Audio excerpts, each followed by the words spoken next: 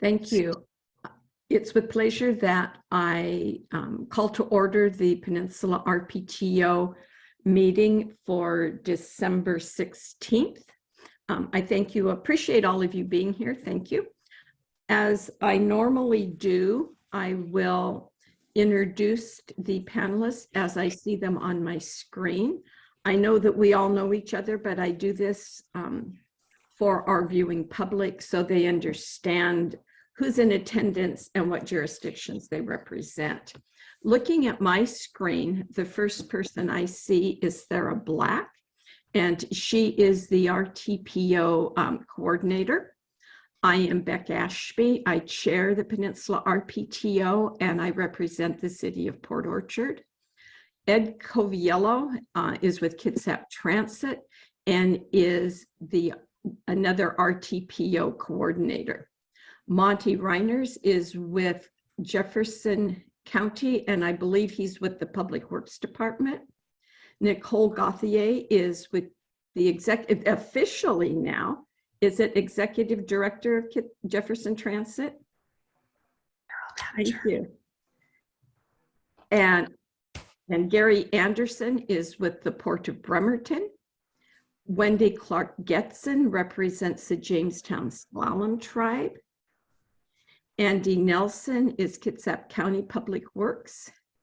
Steve Gray is Clallam County Public Works.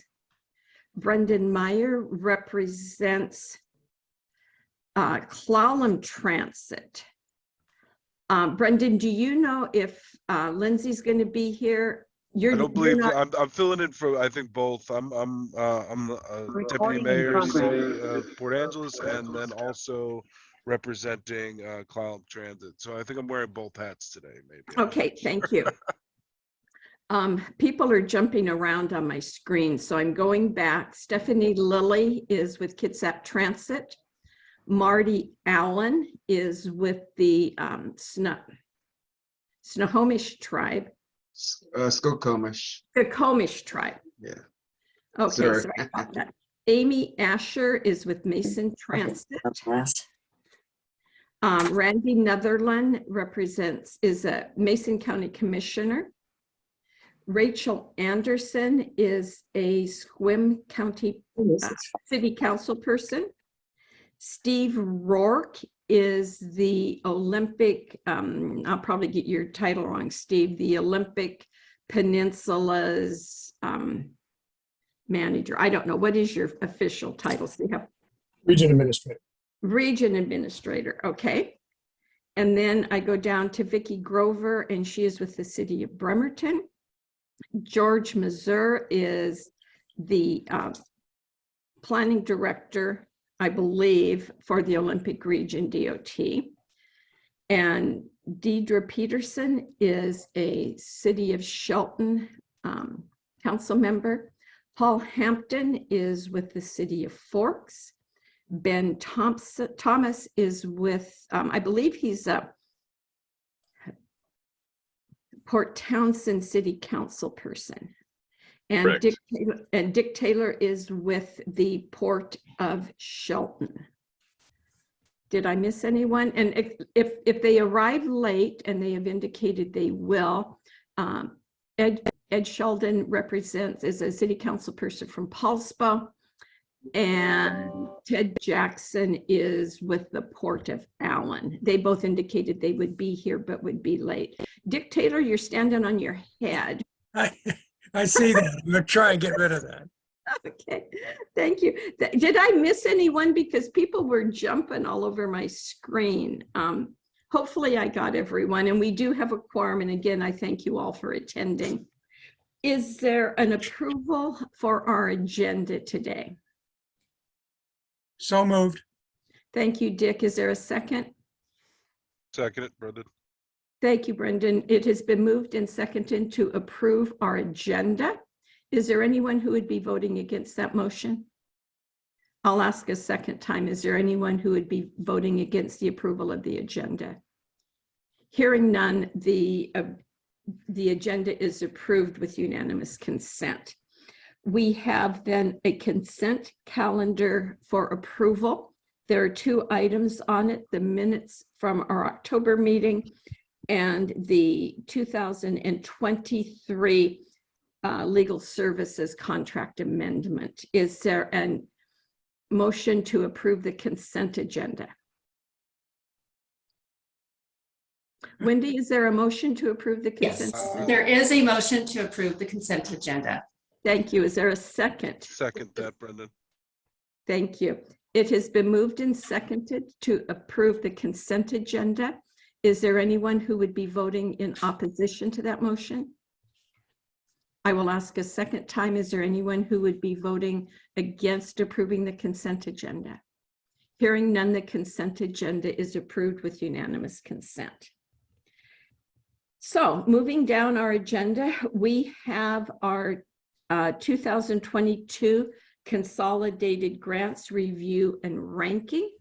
And before I turn the discussion over, I believe, to Thera, I just want to thank all of the reviewers who participated and all of the applicants for their time and energy completing those applications. It is a time-consuming process for those who participate, particularly the reviewers, and we appreciate that a great deal. With that, I will turn it over to Thera to explain the process and what's being asked for approval. Sure. Thank you, everybody.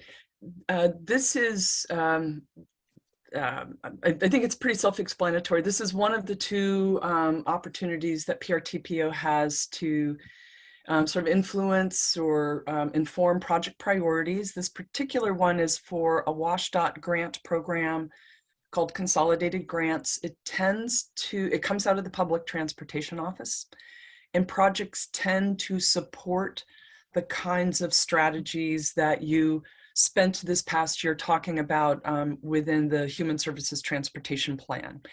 And the way the process has worked for years and years is that WSDOT manages a whole lot of different pots of money on their end.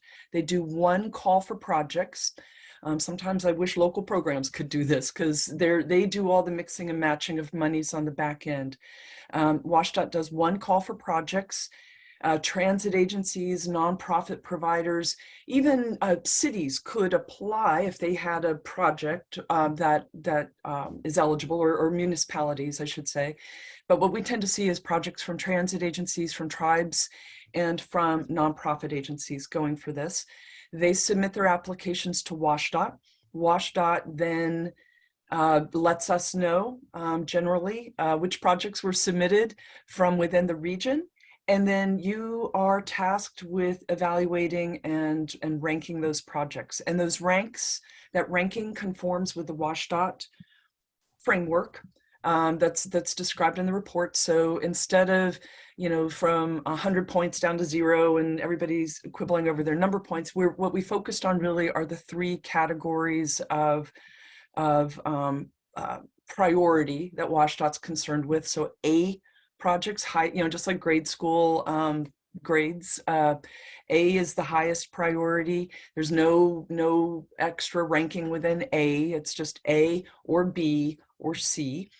This region is very well positioned compared to most regions because of the number of counties we have. We have 7 each of those slots, 7 A's, 7 B's, 7 C slots to rank projects into. This year we, as I explained in the report, we had 7A, 5B, and 7C, but we actually did not even receive quite that many projects. So there was, that takes a little bit of the pressure off when our reviewers are reviewing projects to know that everybody's going to get some points. Those points get added to the project scores, and then they go back in for the rest of the statewide competitive evaluation. We received, how many 15 projects, 15 projects this go round to evaluate. We brought together an independent review panel, as PRTPO traditionally does. Again, huge shout out to the folks who participated and to those who had offered to participate but then could not. Thank you for helping, or agreeing to help. But we ended up working with 4 reviewers, and they were all folks who do not have projects in the hopper. So Marty, the Skokomish tribe did not have projects in, so Marty sat in to bring us a tribal perspective on the project evaluation. Ted Jackson came in from Port of Allen to help with this. Melissa Moore stepped up again from Kitsap County, and she participated 2 years ago as well. And then we also tapped the expertise of somebody named Robin Retu for transit. She's retired from WashDOT and was the Assistant Director of Public Transportation. So she brought a very policy-focused perspective to the table, which made for some really good and interesting discussion. They had to operate in a very compressed time frame to meet WashDOT's schedule. So we did not engage the TAC this time. We went just to the independent review panel. They really only had a week to get through all the materials. As we've done before, they got all the application packages, they got a project summary sheet, and then all of the applicants did a presentation recording that also went with it. And they reviewed everything, came together for a work session, and then produced this recommendation that comes before you. There are links in the staff report to the applications and to the videos. Hopefully you had a chance to go out and take a look at them. These are really important projects. All of the projects got ranked. I will say there's 2 projects on the list that are going forward as C rank projects. These are the coastal cap projects. It was that person's first time to complete grant applications. They didn't really understand how the local match part worked. It is possible in WashDOT's review of the projects that they may declare that project fatally flawed and not allow the applicant to correct the application.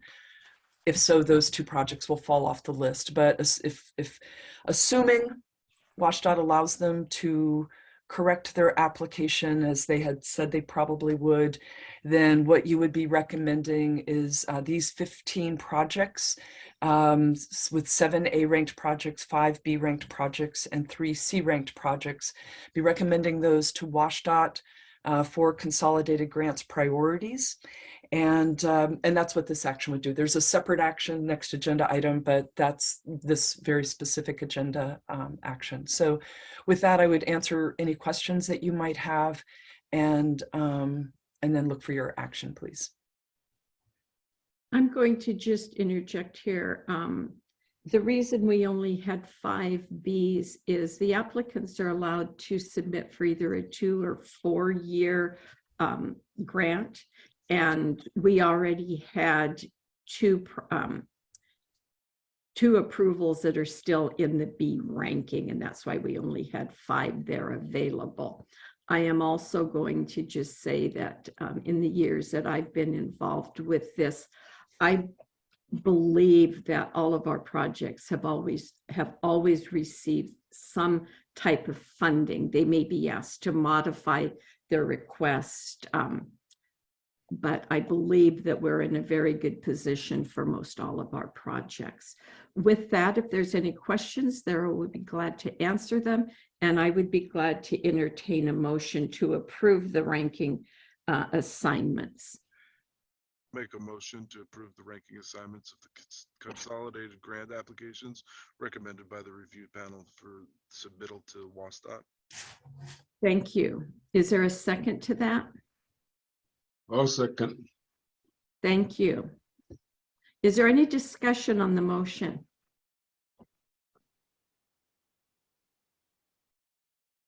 Hearing no discussion, it has been moved and seconded to approve the rank assignments of the consolidated grant application as recommended by the review panel for submittal to the Department of Transportation.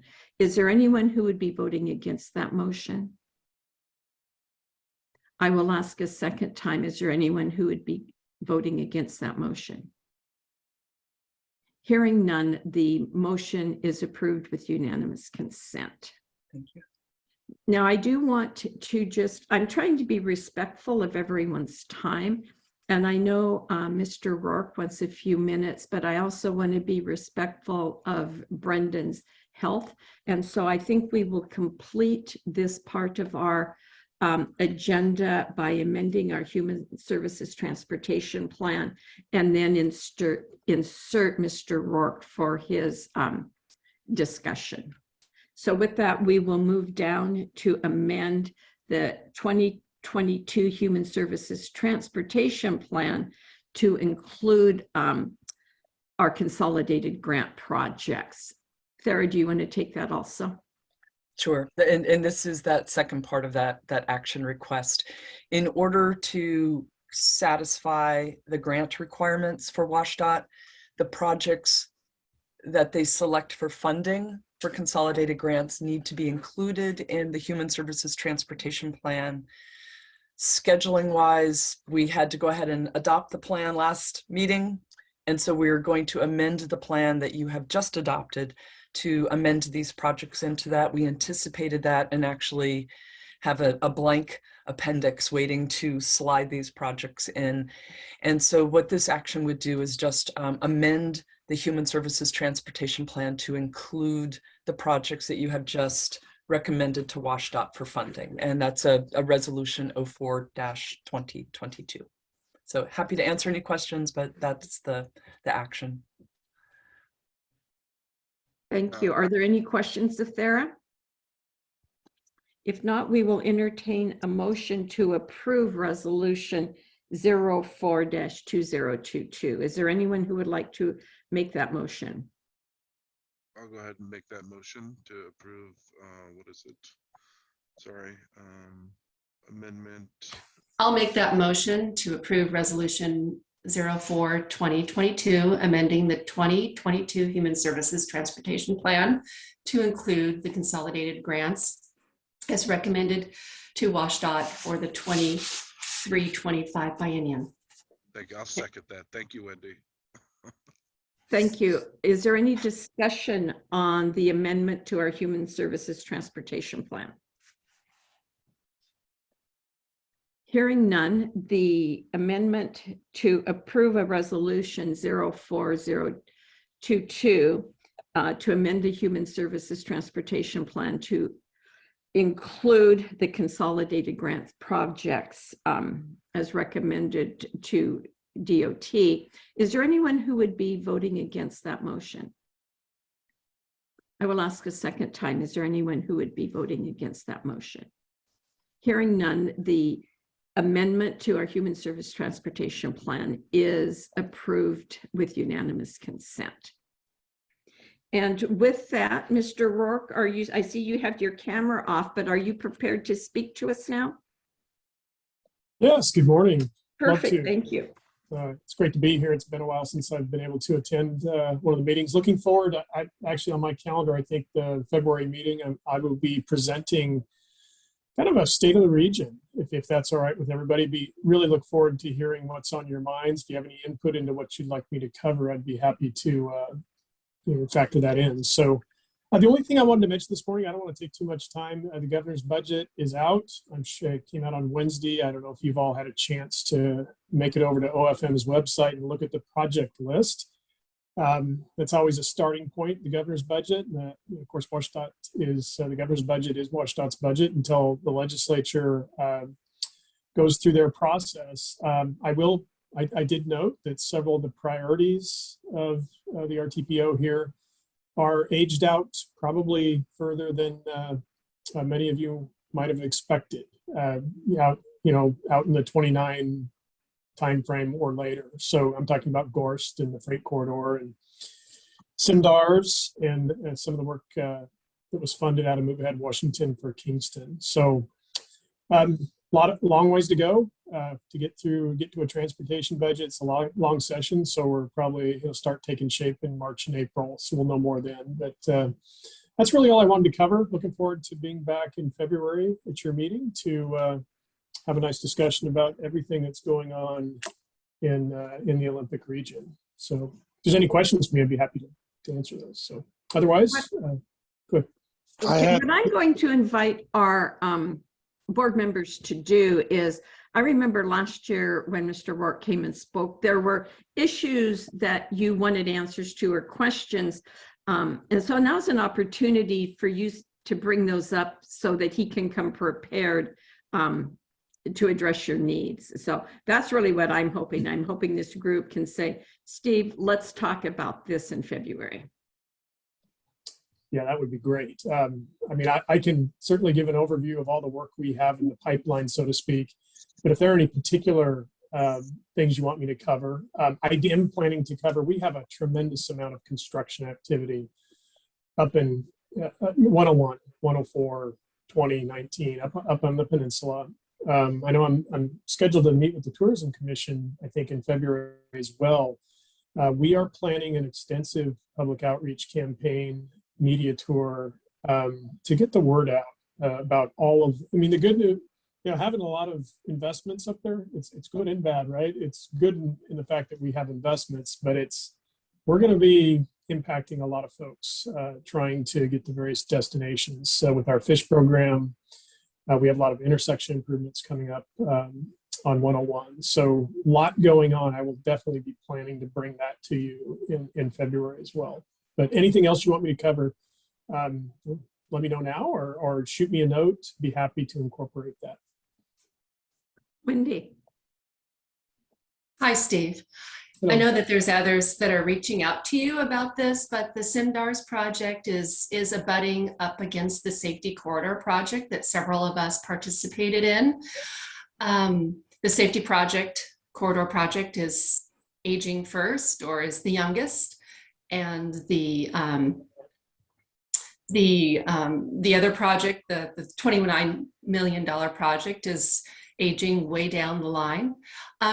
It'd be great to be able to understand the components of that, since it's been a while since we were participating with the Safety Corridor project, and to understand what goes first, and whether the DOT is confident that the budget numbers that you provided for design, permitting, right-of-way acquisition is kind of lining up. You know, are there good messaging within that? Because right now it looks just like a bunch of numbers. And I'd like to think that the two projects in combination is what the local environment here is looking forward to hearing from the legislature. All right. Okay. Steve's got that one down. Randy?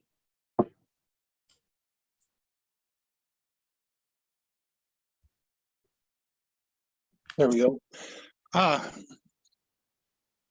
put this lightly, but I would sure like to have a direct conversation with you, of course, regarding the freight corridor and the idea how ridiculous this is. First of all, even the comment that came from the state saying that it's been moved out 2 years from original, that is so incorrect. And you got to be honest with the people. It has been moved out a lot more. This was included in that gas tax that I myself worked very hard to bring people together and make happen. But more than that, for DOT, at the request of the then director, I went out and fought hard to get huge amounts of money put into the budget for your guys' maintenance as an agreement for you to help us with this project. And it seems that at this level, it's being dropped by all you folks. You've forgotten about us.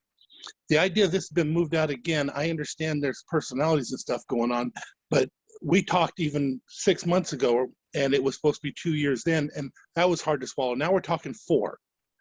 And I would love to have a full conversation with you regards to that, and also some of the agreements that were made with your department. I understand you're not the one that the agreements were made with, but you sure benefited from all that hard work to have that all that money put into that budget for you for your maintenance at the time. So please give me a call. You can talk about it more during the February meeting, but there's a lot to talk about. Thank you. Yes, of course. Yeah. You're And this is specifically- OFM's budget proposal. It's the governor's budget proposal. Everything that was connected to Connecting Washington and Move Ahead Washington here in Olympic Region, and I haven't looked at the other regions around the state, but I think it's similar. They all got moved out. So I think the legislature is going to have a lot of work to do to figure out what the priorities are, and that's here at WashDOT. That's what we're waiting on is to see what the legislature prioritizes in terms of aging for those funds. Randy, you Yeah, were I'll check. specifically talking about the 302 freight corridor, correct? Or the Highway 3? Yes, that's correct. They just moved it out again, another 2 years. But the thing that was really sad is in their announcement, they explained that it's being moved out 2 years from the original, and that is so far from correct. How do I explain that to the community and talk to them about this when DOT puts out information that is so incorrect or misleading? Thank you. Well, if I may, the governor's budget has it in the 29-31 biennium. So it's a lot more than 2 years pushed out. The release you guys just did, you literally just did it the other day, stated that instead of a 26 completion, it is now moved out to a 28 completion. So you're telling me now that we're going to get another statement saying it's moved even further than that? That was just released by DOT just a few days ago. It's now on the website. Yeah, we plan to start construction. Of course, we have a little bit of built-in delay here to start the construction. I think we announced, it's a 2-year construction project, but we won't be sending anything out about the current governor's budget because it's too soon to know what's real until the legislature acts. But I'll reach out. I'll give you a call. Thank you. What I just heard, and I believe Mr. Rourke invited us all to go to the governor's budget and look at that project list, because I can see that the timing may really elicit some emotion from our region, particularly those involved with specific projects. Beck, I got a copy last night and I can forward it to the board after the meeting. Oh, thank you. That would be, I think, helpful for everyone. I think that would be very helpful. Is there anyone else who has something that they would like Mr. Rourke to bring forth in February?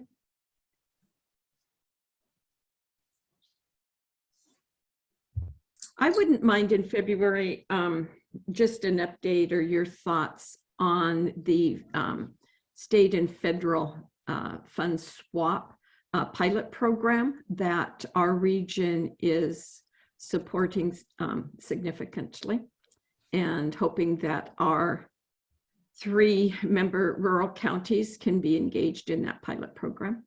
So I would like to hear your thoughts or DOT's thoughts on that in February. And Wendy, you have one more thing to say? Yeah, I have a suggestion, Steve. If it'd be helpful if you had some way to bring an electronic map into this February meeting that could go from 23 on out to maybe 25, showing the projects that will be, starting in one summer and maybe concluding in another, so that we can see the how things are lining up and how hard you are trying to match things up with how the community survives from the tourism that comes every summer, sometimes even into October. Thank you. Yeah, I'd be happy to. I'll make sure we do that. You're a brave man, Mr. Rourke. And we do appreciate you being here. Is there anything else? Any other comments for Steve this morning?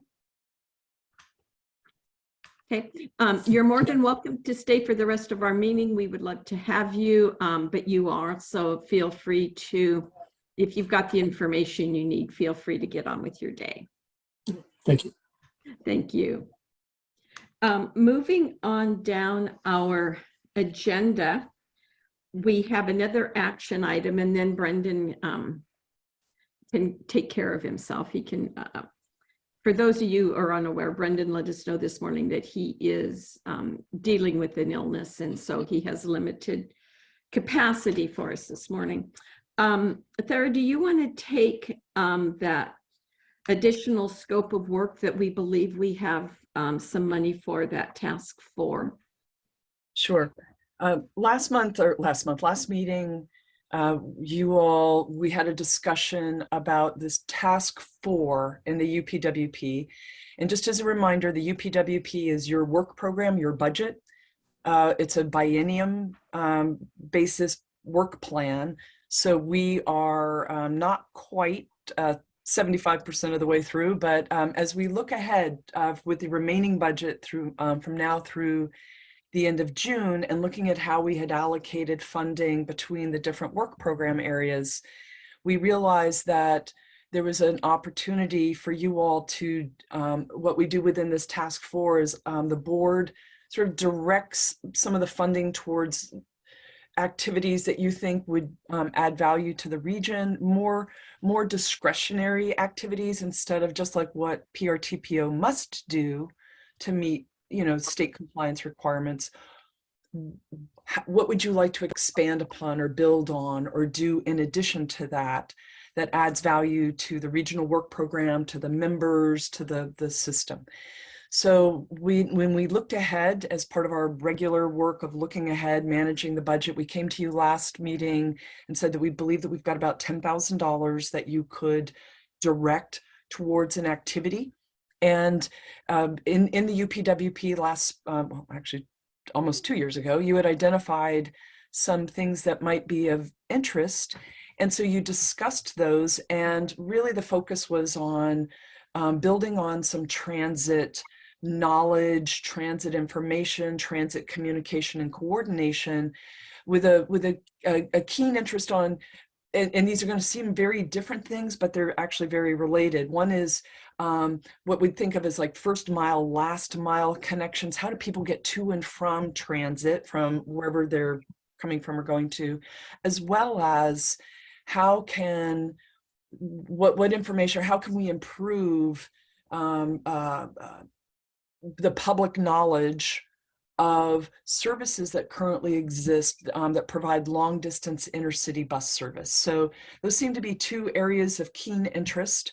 And then also in relation to that, we were going through the consolidated grants process and all of that, and starting to see, and so in October, I said, I'm going to bring you back a work program proposal based on that. And so that's what I have here, but it's informed not just by that discussion that you had in October, but also adding into that based on talking with transit agencies and all, based on what we learned from the consolidated grants process going around. Also the need to, and it fits right in with this, is to sort of put together data and communication tools that not only help our local partners better understand and identify need and communicate that with the right audiences, the right population groups, but also to be able to better address questions on funding in these funding opportunities related to equity, access, environmental justice, things like that. And so what you have before you is a work plan that allows, that we could accomplish between now and the end of June, that would also leverage what we have right now remaining in our GIS services contract. If you recall, this is something that the executive board has authorized. We have a set number of hours authorized in this contract for work in 2022. So we'll use the remainder of that work over the first part of 2023 and develop a few different products that we think would have value going forward. So one of those, based on the data, would be a data platform building off of what we had wanted to accomplish for the HSTP and maybe didn't get quite all the way there, expand upon that, but with a real eye towards what all the questions are that you all are going to have, you and your staff are going to have to answer for all of these grants coming up. So it'll have a data platform like that and a mapping tool and just some basic key regional analysis functions in it. We'll also scan, I'm pretty involved with the Transportation Research Board and the Transit Cooperative Research Program and all. And so tapping some of my professional connections, I'll pull together a synthesis of some innovative practices across the country in rural regions such as ours for how transit agencies and tribal transit agencies are addressing both this first mile, last mile connection challenge that we have, as well as any innovative communication tools or things that would perhaps be of value here. And then we'll do this convening our transit partners, our tribal transit partners, and then possibly also being able to leverage some of the work that we did with the HSTP in that broader community. So we that's what this lays out. It lays out a little planning approach and some products that we think will have a shelf life beyond just this immediate need. And in fact, I will say that we have reached out. I've reached out to the planning office at WashDOT just to see if there might be some end of year biennium funding, because if so, then we might be able to get a little bit of extra money and build up this data platform a little bit, that it could support not just transit analysis going forward or transit demographic characteristics, things like that, but also serve as a platform for a regional transportation plan update. So there's potential that at the very least we can do X, but we might even be able to get a little momentum going and do X plus Y off of this. I get a little ahead of myself there, but I'm a long range planner and I'm looking down the road. But that's what this is. This is that work plan that speaks to the things that you all discussed at your last meeting, tries to lay a foundation for the ongoing work program, answer immediate questions, but also provide some longer range functionality to support the work program. So what I would need from you all is any questions, discussions that you might have, any things that you might want to see in here or wondering why it's in here, but then your approval that this is an appropriate plan of attack, if you would, for this task 4 in the UPWP between now and the end of June. So I'll turn it over to you. Okay, we will open it up for discussion. We did have a discussion at this at our last meeting, and I'm not sure if TAC had a conversation on this in the last time they met. No. We did not have a TAC meeting in November. So right, and they didn't have a conversation prior to that. Okay. I did send it out. I did send it out to our transit, to the executive directors on the transit side, just to see if there was any feedback. And I didn't get a lot of feedback. I did hear, though, that it would be helpful, this addition in here of adding the data mapping data platform, more of a regionally focused data platform would be helpful. Okay, is there any discussion on this, or is there a motion to approve the proposed work plan? Wendy, please.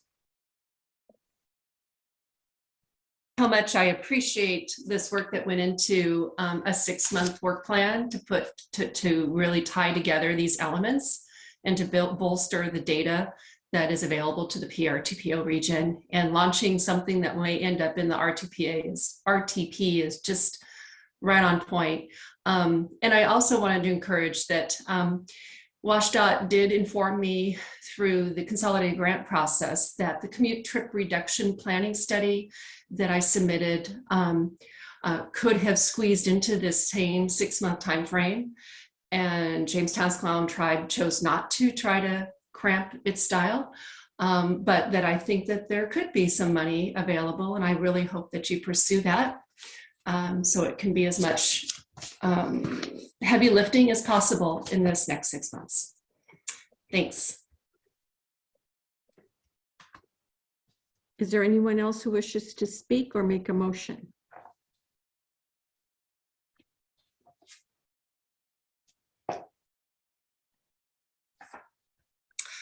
Well, with that, I'd like to make a motion. If I can, Beth, unless there's anyone else Please. that wants to. No, please. I can make the motion. Go right ahead. Sorry, Wendy. To approve the proposed work plan for the SFY 2023 UPWP Task 4 board directed activities. And then Wendy, did you want to second that motion? I will second Brendan's motion. Thank you.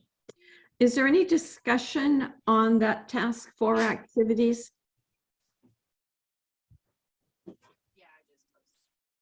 Okay, hearing none, we have a motion and with a second to approve the proposed work plan for the SF 2023 UPWP Task 4 Board Directed Activities. Is there anyone who would be voting against the motion? I will ask a second time. Is there anyone who would be voting against the motion? Hearing none, the motion is approved with unanimous consent. Thank you. It seems to me like it's ambitious for 6 months, but if Thera has the time and the energy to move forward this and pull it all together, we appreciate that a great deal.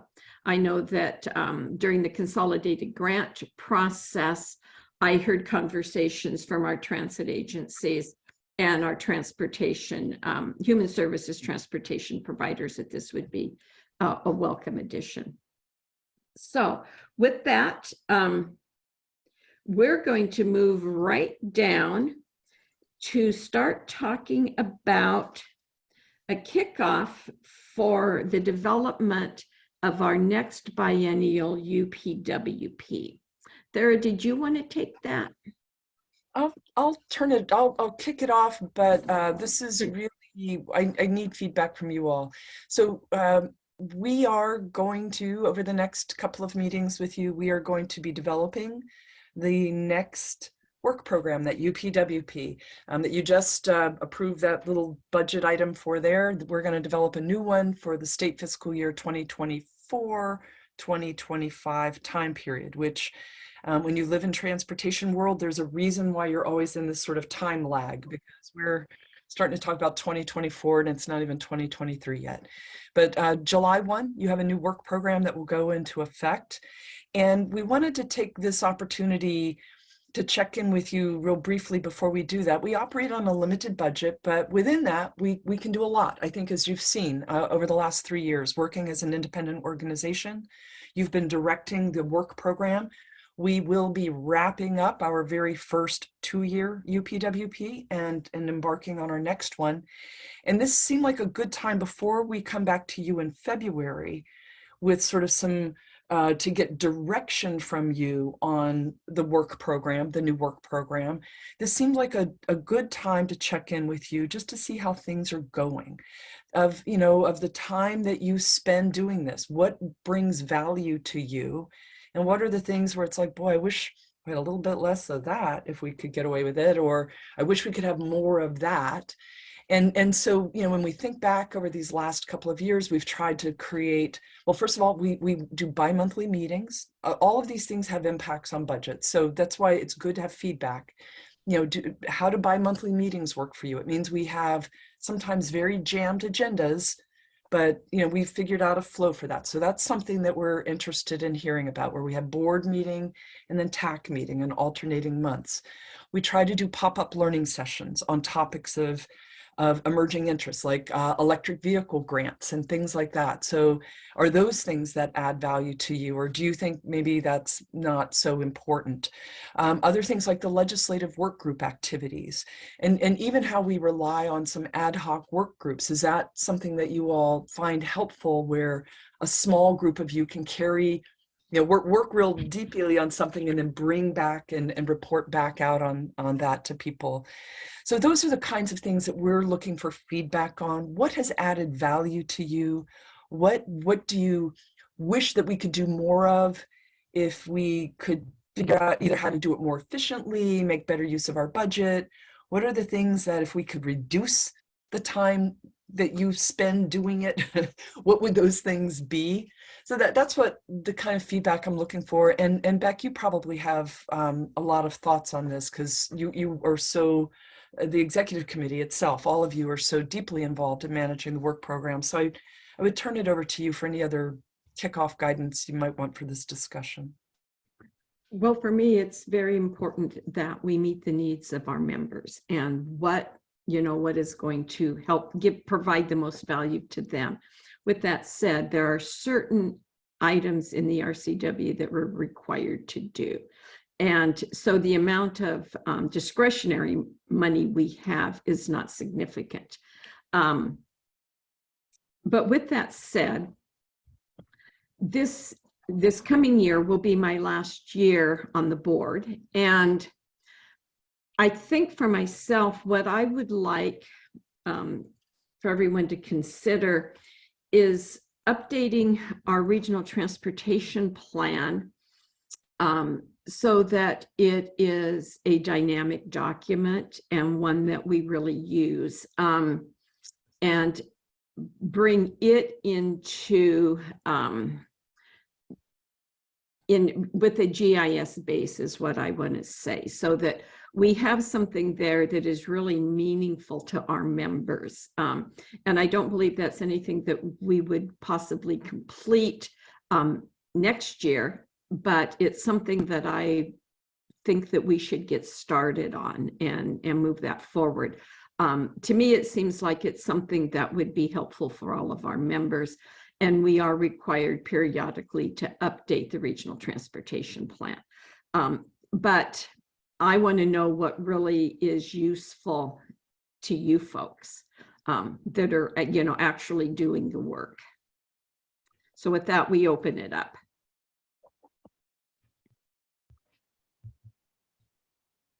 The other thing I want to say is, as we finish this, the next 6 months and finish our first biennium, we will have had 3 years as an independent group away from DOT. And I want to make sure that the structure that we have for our RTPO is meeting all of your needs. We very definitively set the group up so it's this board that makes our decisions. It is not the executive committee, that we bring everything to this board so that y'all have ownership in the decisions we're making and understand the decisions we're making. I would also, it's important to me that everyone be engaged in that process, but we want to make sure that is how you would like to see this structure moving forward. So I open that also up for discussion.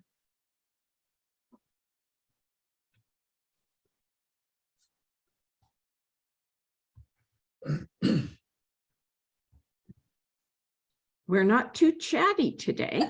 I have a question. I know that we don't have a lot of funding in the budget to be able to do additional work, but staff time and the amount of time that it takes to do projects is something that I always like to make sure we're considering before we start throwing out additional projects.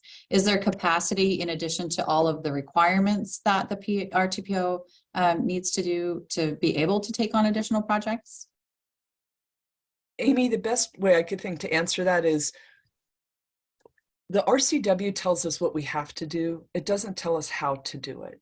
So if we understand that in this region, I will use the RTP as an example. If you look at the RCW about the RTP, and if you look at how most other regions do it, they're talking about traffic congestion and all this kind of stuff. There's really probably only one place in the entire region where traffic congestion is an issue, but there are a lot of other issues for us here. And so we could lean more into preservation and safety and resilience on our RTP if that's a priority for this board.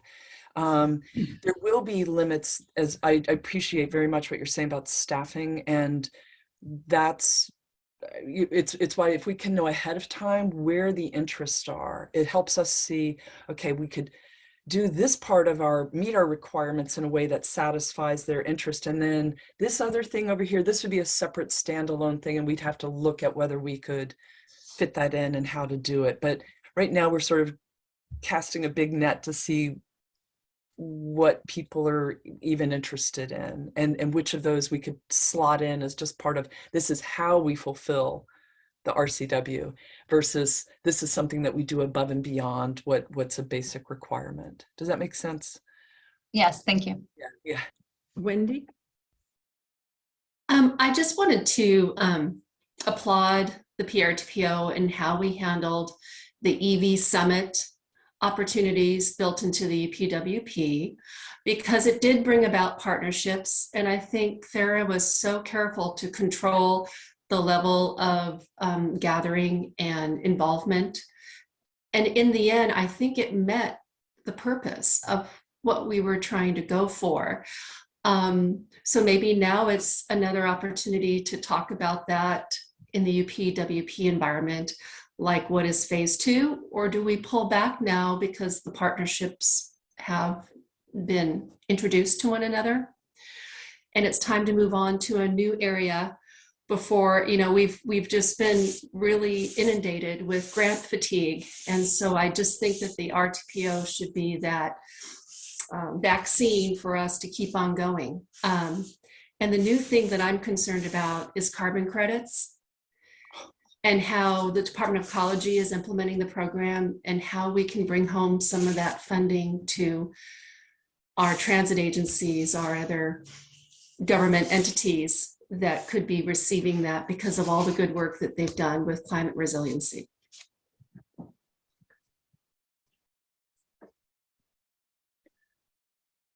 The carbon credits thing is huge. It's just huge.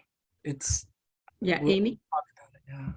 Yeah, I'll mention that the work that Thera did in bringing those discussions together about the climate credits, which was sort of the first time that the light bulb went off in my head that, oh gosh, here's a whole new thing that we're going to have to learn and navigate and figure out that is so complex that we're going to have to hire other people to figure out how to do it. I passed that information on to our State Transit Association, and we're in the process of pulling together an RFP to ask a firm to navigate that process on behalf of all of the state transit agencies in Washington state. So we're doing that as a large collective group at that level. And that's really in thanks to the work that Thera had done and the connections, the great presentation and the video that was on the website that I handed off to our State Transit Association as we started talking about that around the table. And that was really helpful and has spurred some action there. What I'm hearing is that the RPTO, being Thera, the RTPO working as a facilitator or a convener is something that we can do without taking on a significant project, but we can bring the people together and get the information to you. And I don't believe that takes as much time as if we were actually engaged at a deeper level. So is that kind of what I'm hearing? Because that's what I heard from Amy and Wendy, is the information that we were able to provide you allowed you to go out and further that investigation on your own. Gary, please. Yeah, just to follow on with Wendy's comments and what you just said, Beck, is, I've attended a couple conferences recently where hydrogen was mentioned in a number of occasions, and also Kenworth is going to utilize that in their electrical vehicle applications to large trucks, basically. I think we could all learn something, as you described, from PRTPO bringing together the proponents for hydrogen use to support EV use and as an alternate energy source. And I'd love to hear about a meeting that encouraged and talked about that.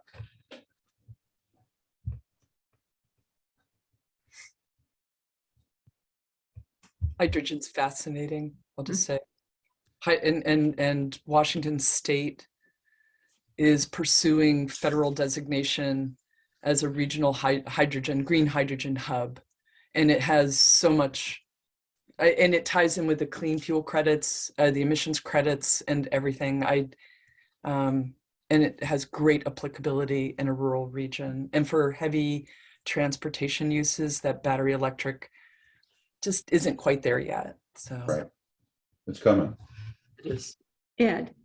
Yeah, Ted Jackson's on the attendees list, so I think we need to promote him. I'm unable to do that, Thera. Oh, okay. Thanks. Thanks. We've had some great ideas brought forward for the UPWP. Is there anything else, more discussion on that?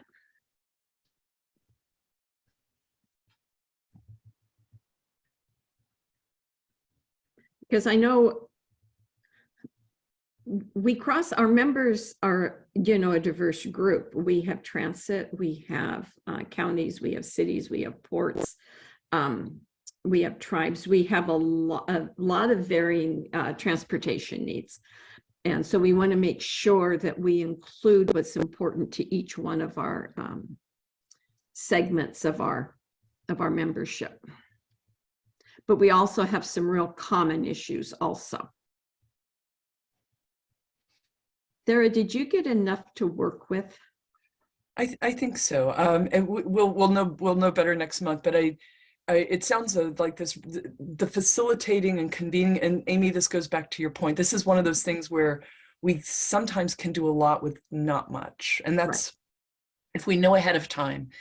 And I think PRTPO is proving the case that you don't have to have a huge budget to do a lot. You just have to be smart with the budget that you do have, and you've got to know what your members need. And so that's what this is all about, is trying to make sure we're in touch and giving you an opportunity, because again, you all direct the work program. So yes, a lot of it is sort of hardwired because of the RCW requirements, but again, it's the how we deliver it that really, I think, the value comes to you. So this kind of feedback is really helpful. And don't ever hesitate. You know, if you get a brainstorm sometime, please get in touch with Beck or Randy or me or any, you know, and they'll get the information to me and how we can, you know, incorporate some other things into this.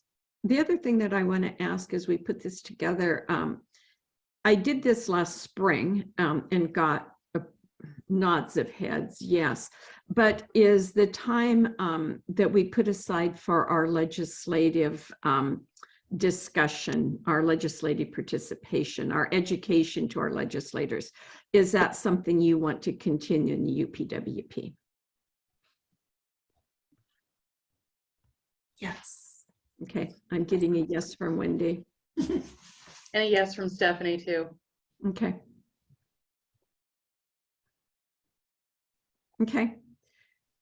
And we've got another thumbs up there. So yeah. So okay, we'll make sure that we allow time for that. Yeah. I'll let my bias show, but I much prefer to see us spend our resources, that's human resources and financial resources, on things that directly benefit our members, where we are oftentimes asked to engage in committee work that doesn't seem to provide as much value, but does take time and resources away from the RTPO. And I say that, and I see if Mr. Rourke is still on the phone or on the call. But yeah, sometimes the state wants some of our time and energy, and I'm not sure it's the most efficient use of our resources. So with that, we will move on down and we will talk about the legislative forum debrief. And we did that a little different this year. However, everyone was invited to attend, but we had challenges getting our legislators together. We had challenges getting a common meeting time. It was just difficult for us. And so we focused on just our transportation committee members. And that would be Representative Chapman, Representative Griffey, and Senator Randall. As it turned out, Representative Chapman was able to join us.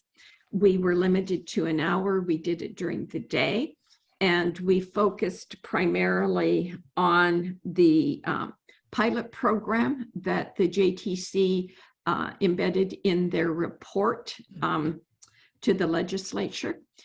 It's very important to our 3 rural counties that a federal swap with state funds would be appropriate and our 3 rural counties led the discussion with our legislator and let the legislator know the difficulties they have using the money.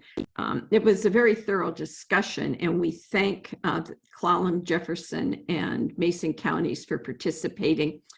And Representative Chapman was very supportive of the pilot program and of the RTPO's participation in that. Hopefully 1 or 3 of our counties can engage in that as it moves forward. I would like to, if Mr. Gray is really there, if he has anything to add about the time we spent, or Monty was there also.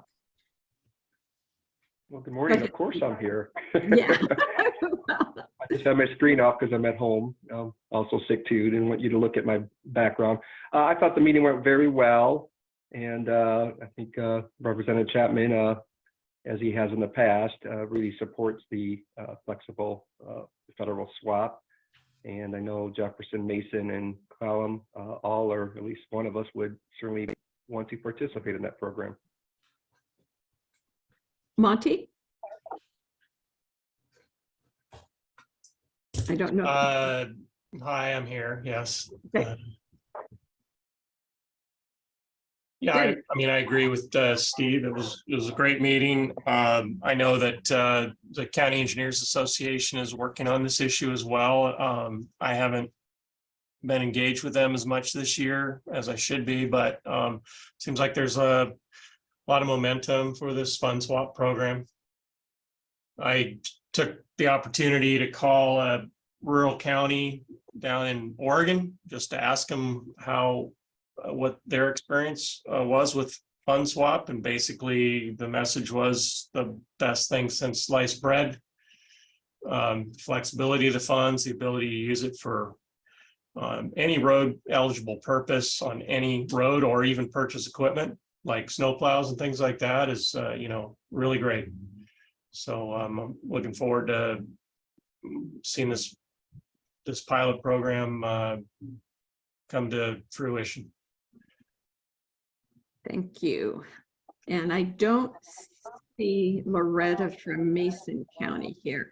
But yes, all 3 of the counties gave a very strong presentation and education to Representative Chapman. And we have been in contact with the county engineers group, staying informed of what they're doing, because we don't need to do duplicate effort here. So is there any questions or comments on the legislative agenda or the forum that we had this year?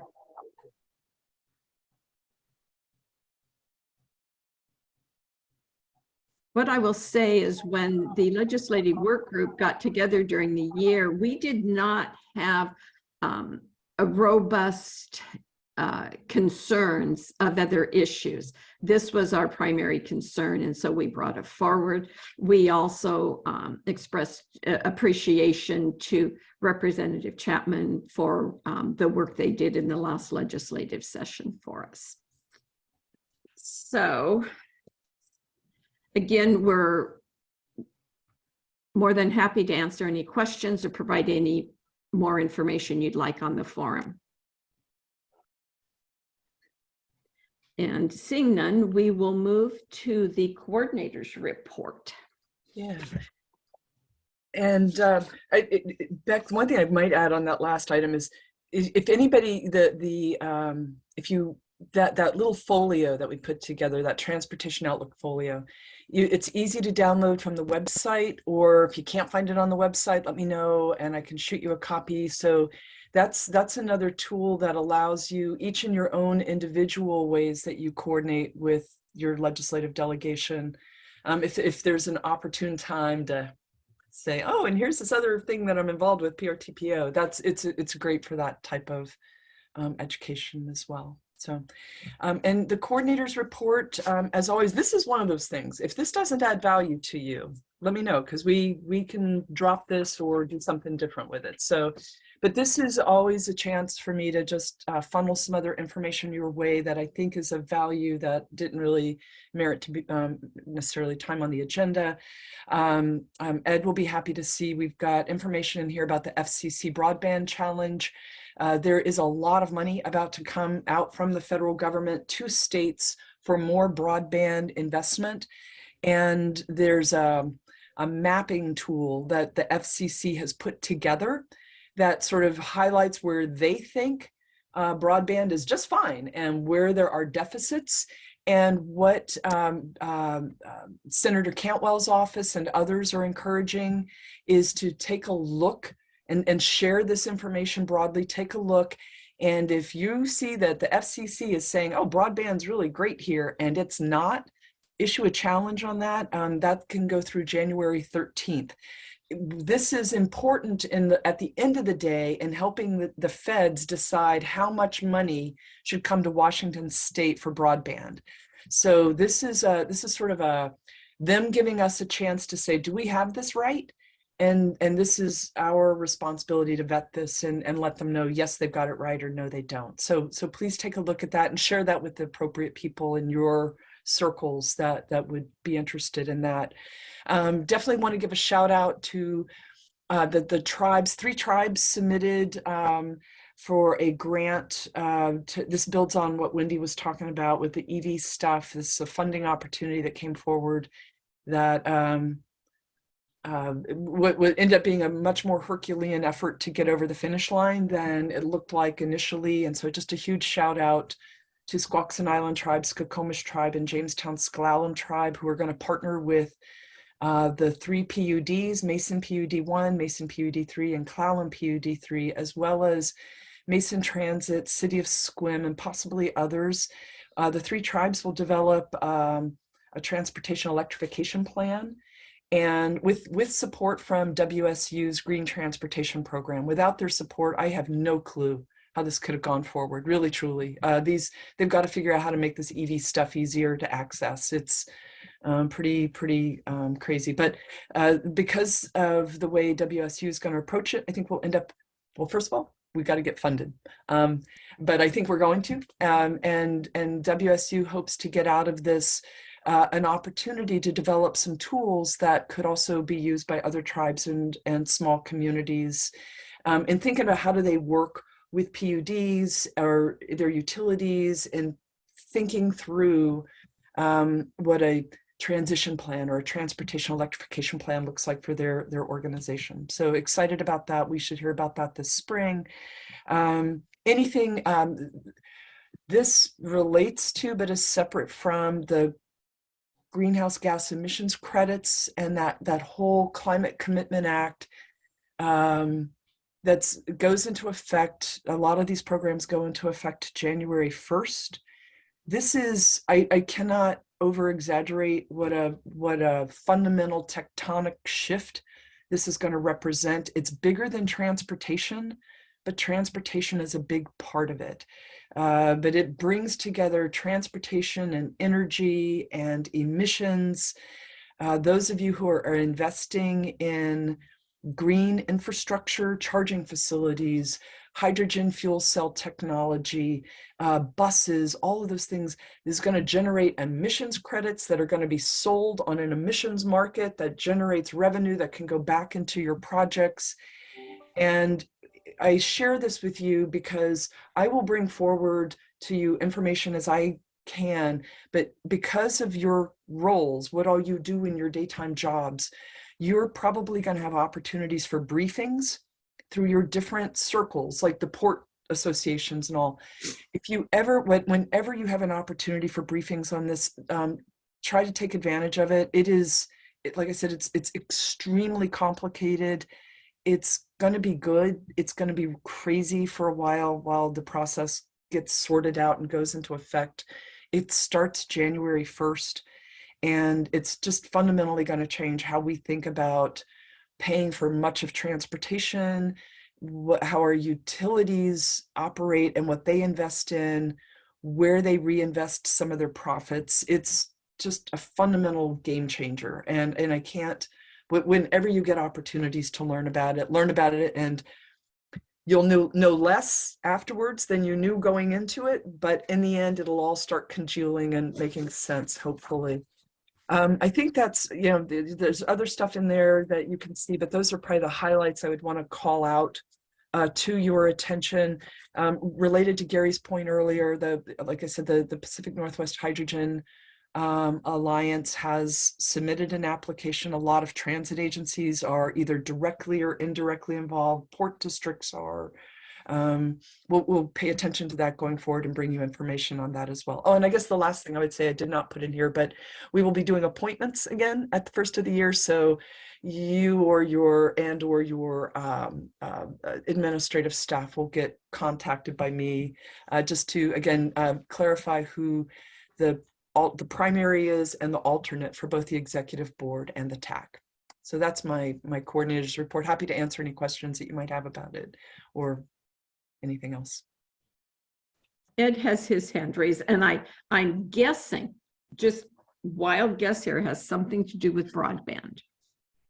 Thank you, Madam Chair. Apologize for attending late. I had a AWC meeting that I could not miss. So following up on Thera's remarks about the Federal Communications Commission map, January 13th is the deadline. I want to thank the Port of Bremerton for already televising this before their TV audience and streaming audience, and all of you who have access to council, commission, or board meetings that might have reach by streaming or television.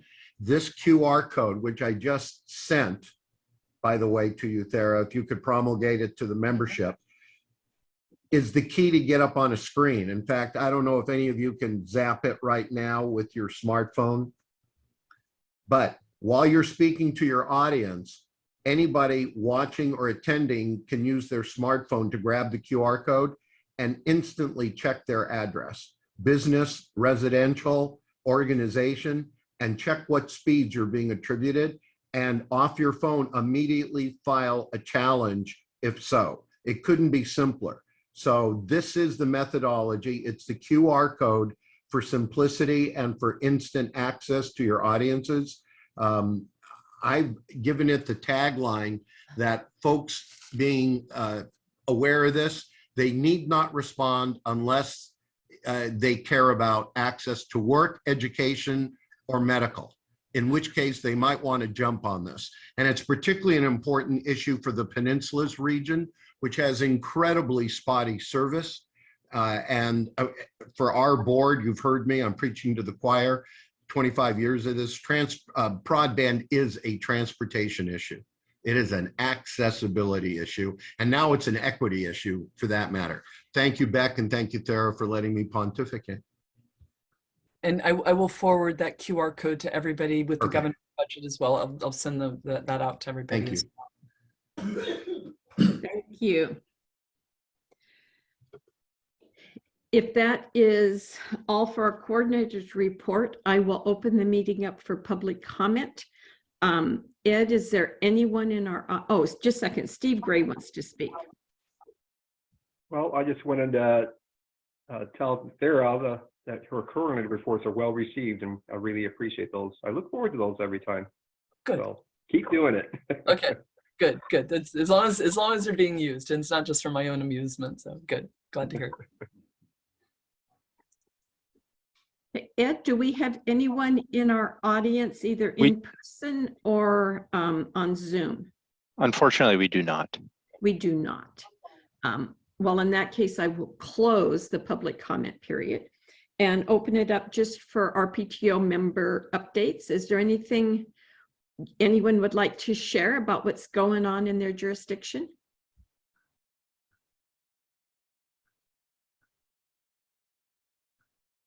Again, we are a quiet group today. I will share, Chair Beck, that we did get the first big roundabout on Highway 305, which is that key transportation corridor for all of us for the Seattle Ferry, right? And that first roundabout between Paulsville and Winslow, which is an $18 million project, which is running 20% over budget because of supply chain, pandemic, and I don't need to tell you guys. We did get a TIB grant. And I just got off the phone with Glenn Johnson, thanked him, and that's an important piece. Toward the end of January, the largest, most public piece of public art ever installed in the middle of a highway in the state of Washington is going up. And it's an affirmation of the Suquamish tribe and Native American, and will be it's cast iron. It's over 14 feet high. It will be lit up at night, and it's going to be strictly amazing. So heads up on that project. Thank you. I know that you guys have worked really hard on that corridor. So thank Paulsbo and Kitsap County and Bainbridge Island for making that corridor more accessible and efficient for all of us. Thank you. And again, we also thank your tribal partner. I know that they have been instrumental in getting things done in that area. So I'm looking forward to both of Thera's items that she'll be sending us, the QR code and that list of transportation projects out of the governor's budget. With that, if there's nothing else for the good of the order, I would just wish everyone Merry Christmas and a Happy New Year, and we will see you all after the first of the year. Thanks, everybody. Thank you. Thanks, Matt. Thanks, Thank Sarah. you. And Ed. Holidays. Thanks, y'all. Thanks, goodbye.